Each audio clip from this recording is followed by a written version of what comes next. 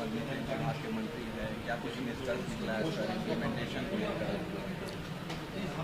कल काफ़ी लंबी बैठक हुई माननीय मुख्यमंत्री जी की अध्यक्षता में। सभी माननीय मंत्री थे और पुलिस मुख्यालय के, होम डिपार्टमेंट के, एक्साइज डिपार्टमेंट के और फील्ड फॉर्मेशन के सभी वरीय पदाधिकारी, commissioner, IG, DIG, SP, DM सभी उपस्थित थे।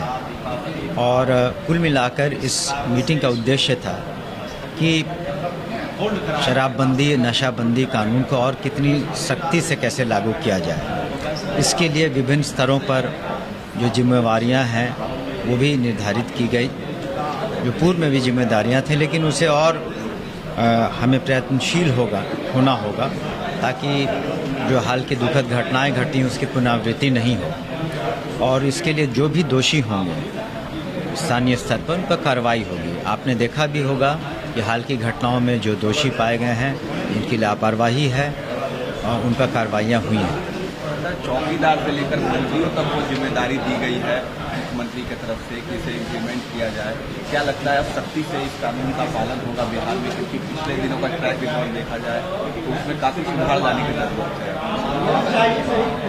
जो जिम्मेदारियां दी गई हैं उसका निर्वहन सभी लोग, मैं समझता हूँ, पूरे मुस्तैदी के साथ करेंगे और इसके सकारात्मक रिजल्ट भी आएंगे। और जो समीक्षा है और फील्ड फॉर्मेशन को जो एसपीडीएम है वो भी लगातार बैठेंगे, क्षेत्र में भ्रमण भी करेंगे और साथ ही साथ माननीय मुख्यमंत्री जी के निर्देशानुसार जागरूकता अभियान पर भी विशेष ध्यान देने की आवश्यकता है। अभी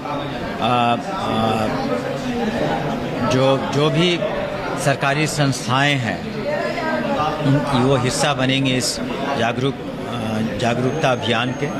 और जो आशा वर्कर्स हैं या और भी दीदियां हैं जो फील्ड में, उन्हें भी इससे और अधिक जोड़ा जाएगा ताकि लोगों में अवेयरनेस हो सके, ये जागरूकता हो सके कि शराब की लत या शराब पीना या नशे को करना, किसी भी तरह के नशा को करना वो गलत है। और WHO की भी जो रिपोर्ट है वो भी बताती है कि इसके बहुत नकारात्मक नतीजे होते हैं। WHO ये स्पष्ट बताता है कि आत्महत्या हो या मानसिक बीमारी हो या शारीरिक बीमारी हो, गंभीर बीमारियां, एक्सीडेंट्स हो, ये सब बहुत हद तक शराब के सेवन के कारण भी होते हैं। और जब से शराबबंदी बिहार में लागू हुई है इसके कुछ अच्छे परिणाम भी आए हैं और महिलाओं के हाथ में कुछ अधिक पैसे मिले हैं। उसके अतिरिक्त जो डोमेस्टिक वायलेंस में कमी आई है, एक्सीडेंट में, इसका सकारात्मक प्रभाव क्राइम रेट पर भी पड़ा है। इसके अलावा जो चौक चौराहे पर अब कोई भी मनचला व्यक्ति किसी तरह की फप्तियाँ नहीं कसता किसी भी महिलाओं पर।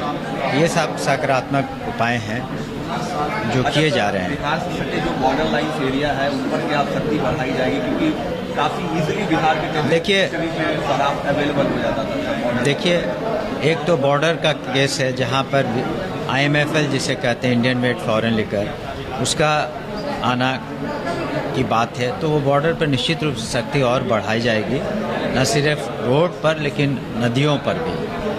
और दूसरा है कि जो थाने हैं इंटीरियर के इलाके हैं, तो या दियारा का इलाका है, दूर दराज के इलाके हैं जहाँ पर जो कंट्री लिकर जिसे कहते हैं